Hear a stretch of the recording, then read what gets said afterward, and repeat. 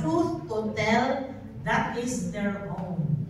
Okay po? So I hope na sabay-sabay tayo o sabay-sabay kayong lumago kasi truth teller kayo in a Martha manner. Okay? Ano ang problema nito? Sa tingin nyo, anong problema nito? Pagiging Martha. O, nakaka-offend. Pero yun na nga, if malinaw sa inyo na, alam mo kapatid, I love you that much, kaya sasabihin ko sa iyo ang nakita ko. Sabihin mo sa kanya, but I will check, totoo ba ito nakita ko or guli-guli ko lang? Pwede naman kasi gano'n eh. Lalo na sa best friend, ito nakita ko. Ano, totoo ba ito or hindi? There's always a checking. Pero sa big group, hindi mo naman kasi maiwasan na meron talagang click, di ba? Click. Kaming dalawa, kaming ganyan.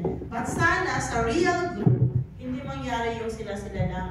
May ganun eh, kumpul-kumpul. Even in religious sisters, mayroon makita mo na ganun. Pero ako kasi I do away with it. Ayaw ko my best friend. Gusto ko lang sila best friend ko. Tapos kung meron namang pagkakamali, sasabihin ko. Pero tatawagin ko talaga ang madre namin, kahit matanda na siya.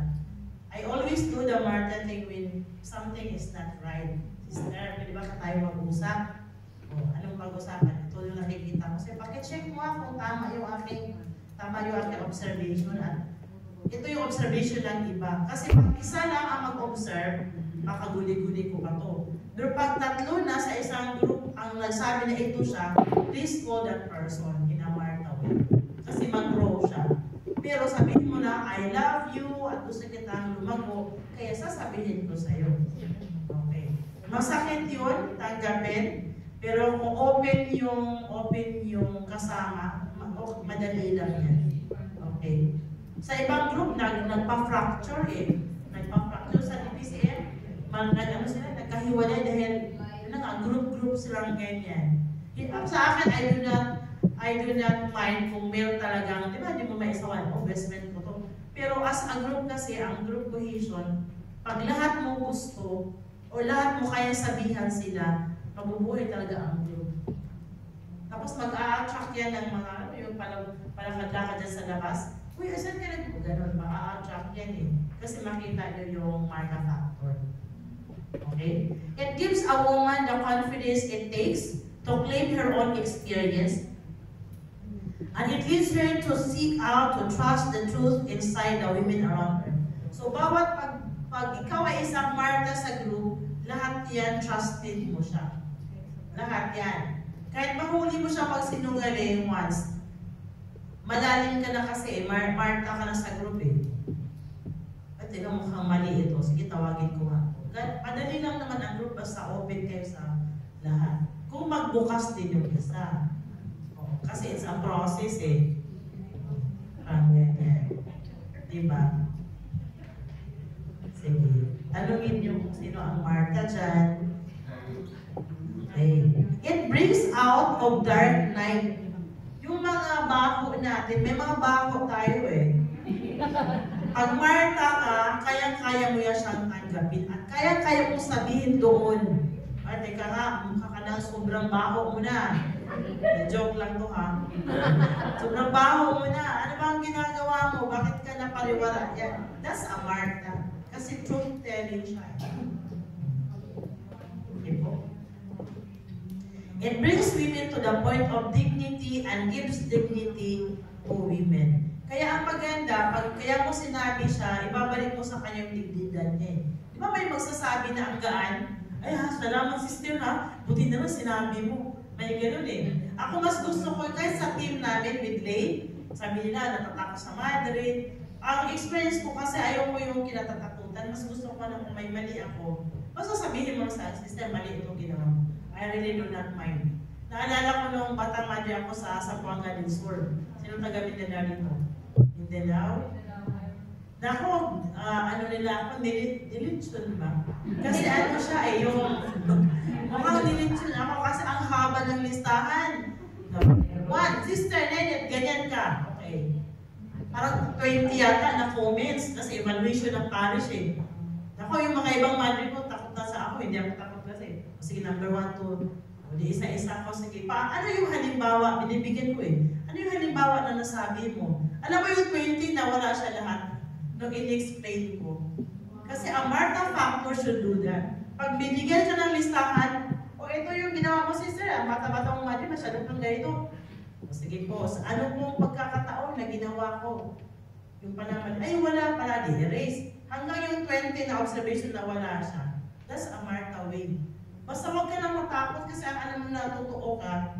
Martha way kasi totoo siya eh. Yan siya sinabi, then meron siyang purpose. And if that person, if the group has everyone that way, hindi naman lahat ay level eh. Merong konting ganyan, okay ang inyong samahan. Okay po? Kahit yung friendship, basta kaya mong sabihin. Sa mag-asawa, di ba? Sa mag-asawa. Okay.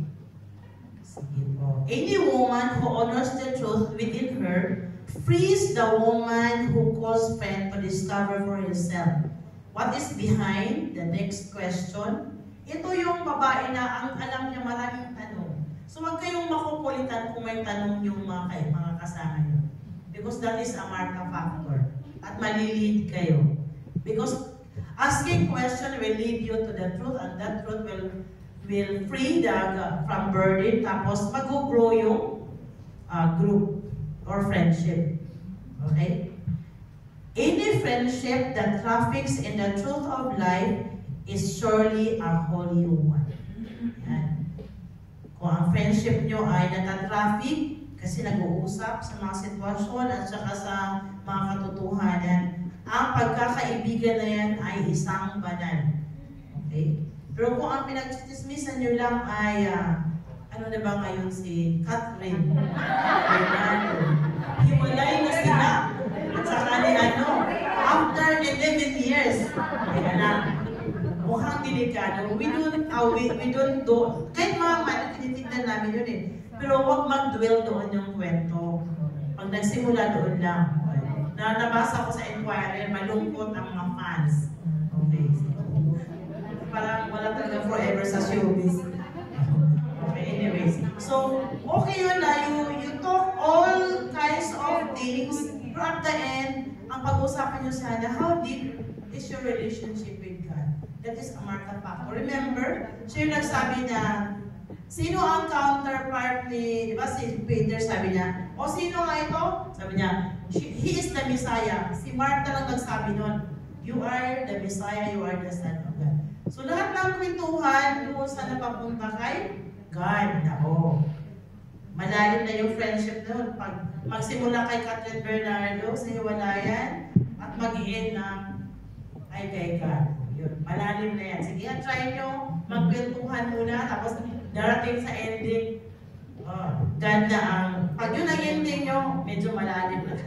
Sige, check nyo. Okay po?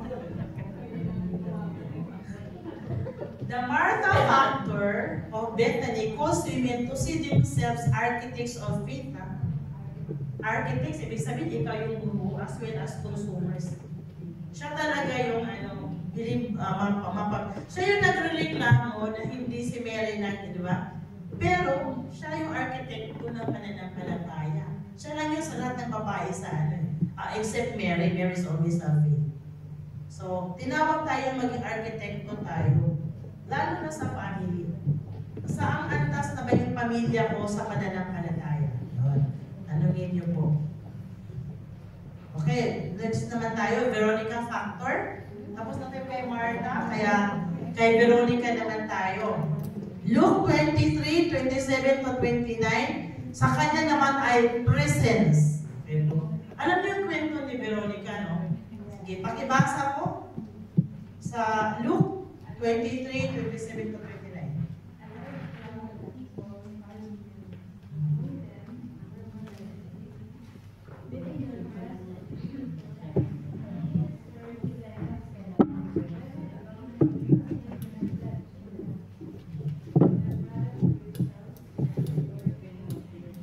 Okay. Nandoon si di ba yung kwento niya na pinunasan niya yung mukha ni Jesus?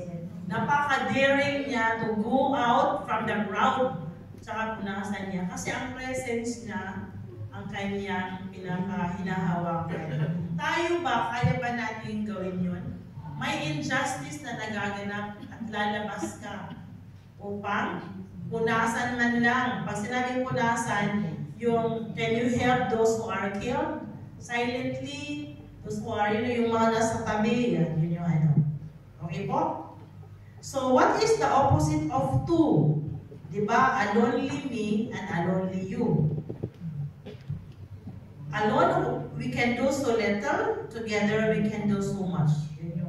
Yun yung factor ni Veronica. We exist only in connection with the rest of the human race. We cannot stand alone, and yet far too often we do. Veronica does not pretend to solve the problem, but she refuses to ignore it. Kung napansin nyo doon sa text, di ba, hindi naman talaga niya mapigilan yung pagpapako maipako. Pero, hindi niya in-ignore. So, meron bang taong gano'n sa buhay mo? Or baka ikaw mismo? Hindi mo masolve yung problema ng climate change. Pero, in-ignore mo ba siya? Or else, hindi kasi, Veronica. Okay. Think about it.